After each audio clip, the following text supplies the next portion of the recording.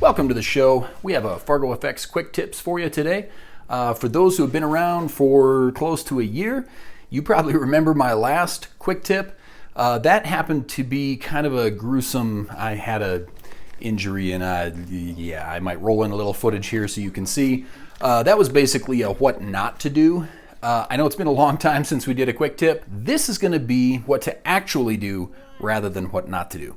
For those who don't immediately recognize it, this is the cylinder from an old school single action revolver. And a lot of these, they come really beautifully crafted, beautifully finished, because a lot of times they're collectible, or at least they're a little bit pricier. So they're really pretty, and if you want to keep them pretty, it's almost impossible, especially with these like higher pressure rounds, because you'll get all this grime and fouling, and they just get so disgusting. I only shot 50 rounds through this, and it took me like an hour to clean it, and I'm still cleaning it, and I don't know what to say. It's just a horrible mess. And I've used all different kinds of degreaser and all the cleaners, all the gun cleaner stuff that you're supposed to buy. I think there's one or two products out there that I haven't tried on this because I just don't have them.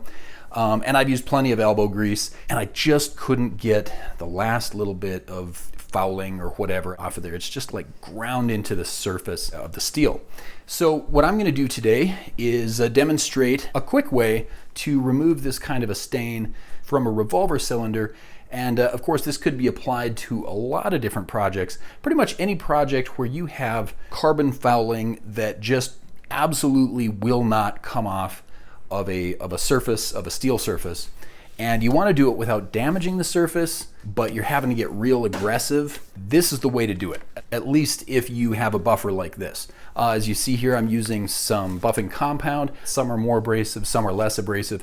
This brown stuff here was the only stuff I had, so it's the stuff I used, and it worked beautifully.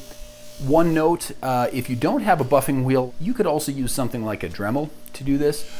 Or if you wanted to take a lot longer with it, you could probably use a rag and put the buffing compound on the rag and just sit there and work on it for hours. Maybe a real light steel wool. I've used some, like, I don't know, they come in different odd grit measurements. I think I used like a quadruple zero, and that didn't really do much, but I think you could go a little bit grittier than that with steel wool. Especially if you use some buffing compound or something, you might be able to make progress that way too.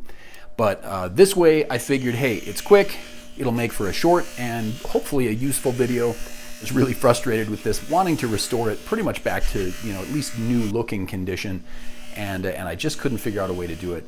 And then it dawned on me, hey, I've got a buffing wheel, why don't I try it out? So I guess I've pretty much talked over all of my demonstrating that I was doing. Just a couple things in there to notice. You do get some gunk that's sort of a mixture of the buffing compound and whatever it was, the carbon fouling that was on there. That stuff doesn't really like to come off, but you can either use a rag to take it off, or in this case I just went over to the other wheel and it comes off there pretty nicely.